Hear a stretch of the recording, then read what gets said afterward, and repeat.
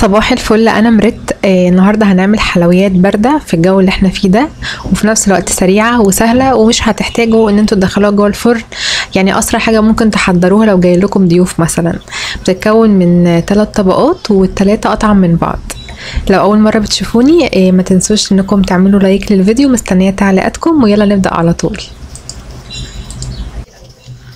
هحتاج لكوبايه من الميه المغليه قوي، وهحط عليها باكو من الجيلي جاهز، وهقلب كويس قوي لحد ما الجيلي يدوب، وبعد كده هضيف عليه كوبايه من الميه البارده واقلب لمده دقيقه ولا حاجه، واسيب بقى طبق الجيلي ده على جنب.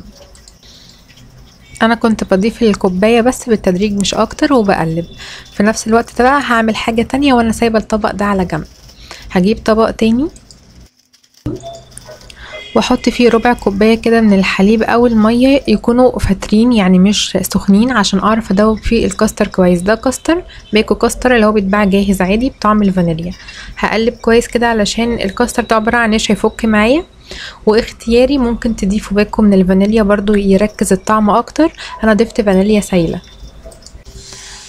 على النار بقى هحتاج لنص كيلو من الحليب او 500 مللي من الحليب. يكون الحليب سخن قوي اللي هو لسه انتوا كنت غاليينه. ده حليب عادي اللي هو من اللبان مش المعلب، تقدروا تستعملوا المعلب عادي.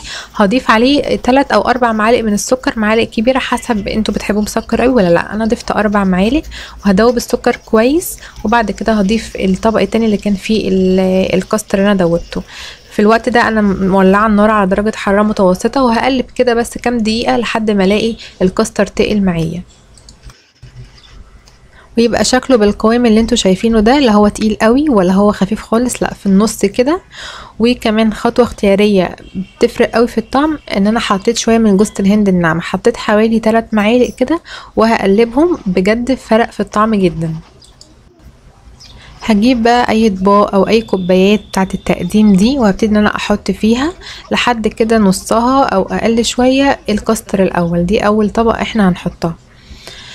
طبعا انا ال4 كوبايات اللي مستعملاهم دولت يعني اخدوا الكميه دي، واتبقى كمان من الكميه دي وحطيت في اطباق تانية، بس دوت للتقديم انا عملته بس في الفيديو.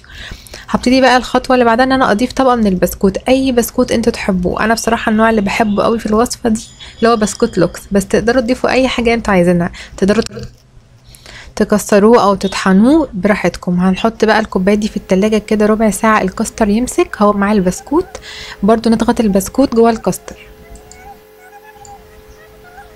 وبعد بقى ما يطلع من التلاجة هضيف بقى الجيلي هنا كان خلاص بقى بارد شويه. هضيف الجيلي واحطه بقى في التلاجة نص ساعه او اكتر شويه لحد ما الجيلي هو كمان يمسك، وتبقى الوصفه جاهزه معايا على الاكل على طول. بجد مش بتاخد وقت خالص وسهله جدا في التحضير ومش بتحتاج اي مجهود. اتمنى تجربوها وتقولوا لي رايكم في التعليقات، واشوفكم في وصفه جديده، وباي باي.